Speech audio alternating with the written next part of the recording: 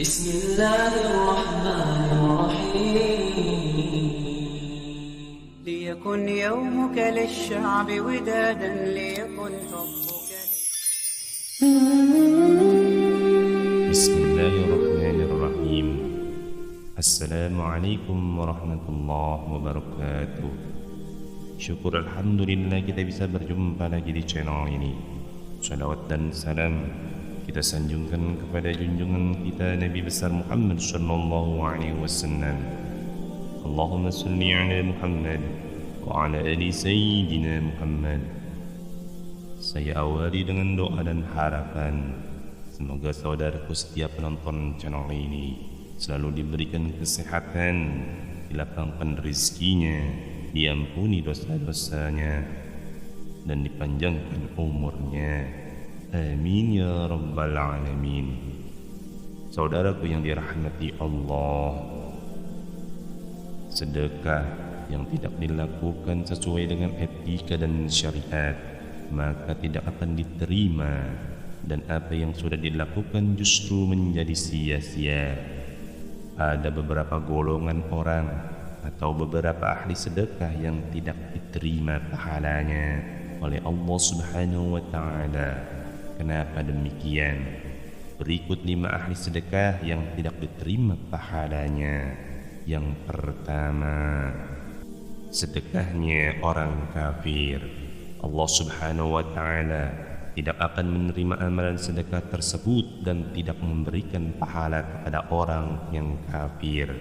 Hal ini dijelaskan di dalam Al-Quran yang artinya, dan tidak ada yang menghalangi mereka untuk diterima dari mereka nafkah-nafkahnya, melainkan karena mereka kafir pada Allah dan Rasul-Nya, dan mereka tidak mengerjakan sembahyang, melainkan dengan malas, dan tidak pula menafkahkan harta mereka, melainkan dengan rasa enggan atau terpaksa.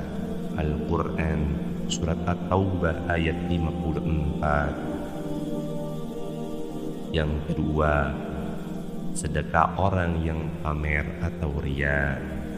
Pada dasarnya perbuatan riya berasal dari hati yang tidak ikhlas dan tidak tulus. Orang yang melakukan sedekah hanya untuk mendapatkan pujian, hal ini dapat membuat pahala sedekahnya tidak diterima oleh Allah Subhanahu wa Ta'ala. Allah sangat membenci orang yang bersedekah hanya untuk riya, sebagaimana firman-Nya dalam Al-Quran Surat Al-Baqarah ayat 264.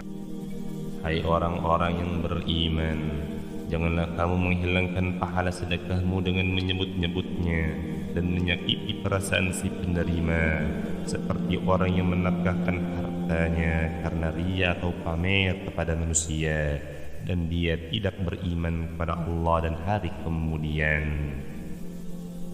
Yang ketiga, sedekah orang yang melakukan penipuan. Allah Subhanahu wa Ta'ala sangat menyukai hambanya yang gemar bersedekah. Tapi untuk bersedekah sumber hartanya haruslah dari sumber yang halal. Jika seseorang mengaku bersedekah tapi hartanya didapat dari hasil menipu orang lain, maka hal ini dapat membuat Allah Subhanahu wa Ta'ala murka dan tidak akan menerima amalan sedekah orang tersebut. Yang keempat, sedekah orang yang tidak ikhlas atau gemar mengungkit. Allah Subhanahu wa Ta'ala murka kepada orang yang memiliki sifat gemar mengungkit, sebagaimana firman-Nya dalam Al-Quran. Hai orang-orang yang beriman, janganlah kamu menghilangkan pahala sedekahmu dengan menyebut-nyebutnya dan menyakiti perasaan si penerima, seperti orang yang menafkahkan hartanya karena riya kepada manusia, dan dia tidak beriman kepada Allah dan hari kemudian. Dan Rasulullah SAW bersabda yang artinya, berinfaklah dan janganlah menghitung-hitung, niscaya Allah akan hitung-hitung rezekinya padamu, dan jangan kamu menahan-nahan, niscaya Allah akan menahan-nahan rezekinya padamu. Hadis riwayat Al-Bukhari. Yang kelima, sedekah orang yang melakukan perbuatan buruk. Jika ingin bersedekah, pastikan diri kita melakukan dengan niat yang baik, sumber yang baik, dan melakukan dengan cara yang baik pula.